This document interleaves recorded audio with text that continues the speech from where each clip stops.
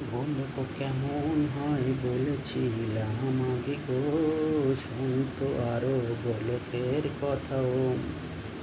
গোলকের কথা জানিতে সবাইও চাহে, যে এ কথা তো কারো কাছে নেই রে। কোন গ্রন্থে কোন বইয়ে পাবে না এ কথা রে। এ তো গোলকেরও কথা যে, আমি আমি গোলক ধামে নারায়ণ যে, আমি সেখানের রাজা রে। আমারও প্রজা এত এত আছে যে, কেমন করে সেখানে আমি রাজত্ব করি শুনবি। আমি আমি সেখানে রাজা রে, রাজা রে। রাজারা প্রজাদের উপর কি করে, শাসন করে, কর নেয় আর প্রজাদের সংরক্ষণ দেয় যে। আমি তো তেমন রাজা নই রে, আমার গোকুলের যে আত্মারা থাকে। আত্মা বলছি মানে সূক্ষ্ম দেহি, বুঝতে পেরেছিস তুই কি? ঠিক আছে প্রভু, সেই যে আগের কথা বলেছিলাম, সূক্ষ্ম দেহিতে যে আত্মারা রহে, তাদের আমি রাজা যে। আমারও শাসনে এমনই হয় রে, সব আত্মাদের একসাথে ডেকে আমরা করি আনন্দ রে। এখানে রাজা প্রজা নয় কিছু রে, সবাই থাকি আনন্দেতে। এখানে আমার সাথে দেখা করিতে যে কেউ আসিতে পারে রে। এখানে কোনো বাধা নয় রে, ভগবান আর ভক্তের কোনো বাধা নয় থাকে যে। তো গোলক ধাম রে, গোলকের কথা বইয়েতে আছে কিছু কিছু যে, সেই কথাতে আমি যাই না রে। কারণ কি, বইয়ের অনেক অপভ্রংশ হয়ে গেছে, আর অনেক কিছু মিথ্যা লেখা আছে যে।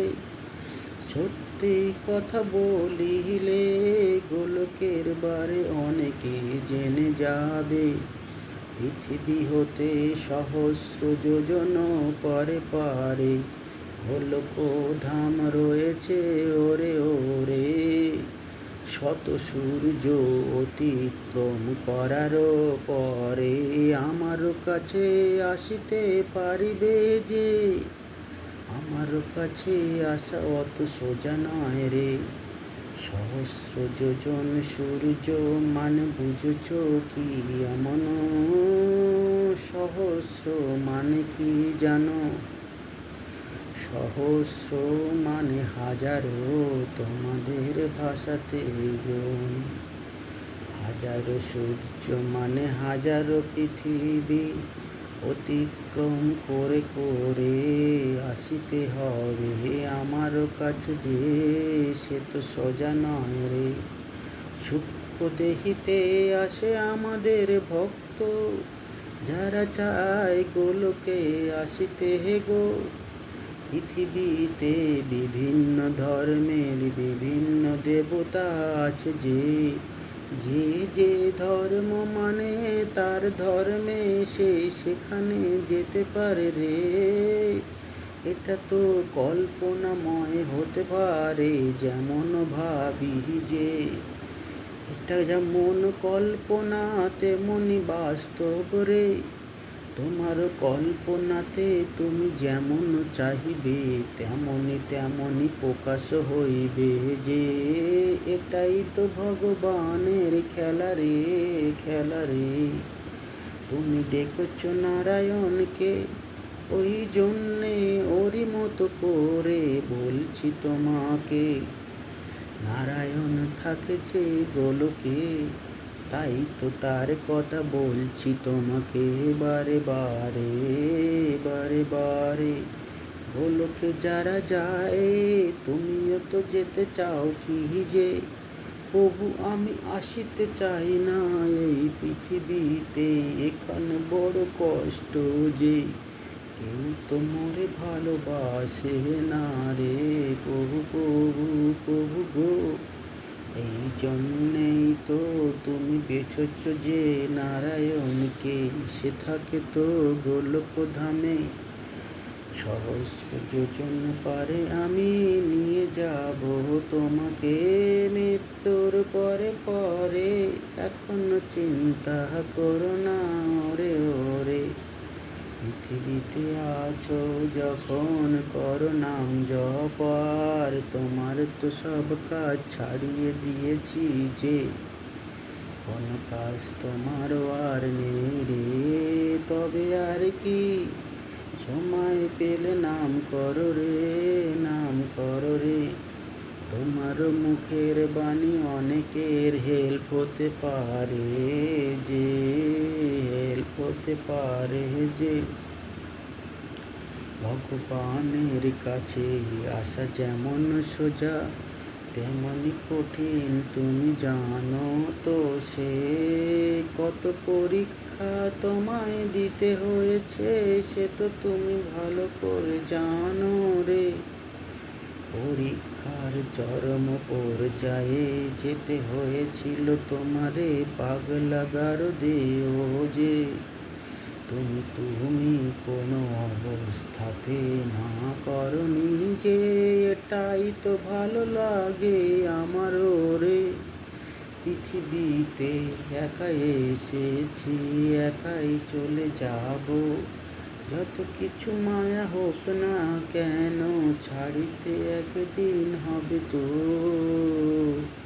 তবে তবে কেন এত কষ্ট বকুলের, আরো কিছু জানিতে চাও কি বলো বলো বলো দেখি।